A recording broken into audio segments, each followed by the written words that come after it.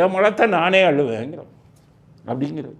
என்கிட்ட மலஹாசன் சொன்னேன்னா சந்தோஷம், சபாஷ், நான் தான் அது. அங்கே தாத்தா அதை அள்ளுவார், நானும் சேர்ந்து அள்ளுவேன். ஆனால் உனக்காக அள்ள மாட்டேன், எனக்காக அள்ளுவேன். ஸோ நாட்டு மக்களுக்கு இவர்கள் சொல்லும் செய்தி என்னென்னா, சுதந்திரத்துக்கு முன்னாடி நம்ம தலைவர்கள்லாம் என்ன பண்ணுவாங்க தெரியுமா, அவங்க மலத்தை அவங்களே ஒரு இதை வச்சுக்கிட்டு சட்டியை வச்சு தூக்கிட்டு போவாங்க.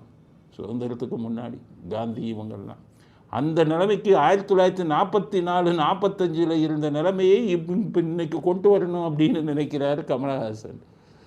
அதனால் துப்புரவு பணியாளர்கள்னால் அவங்கள யாரையுமே வேலை செய்யக்கூடாது, வேலையே செய்ய விடக்கூடாது.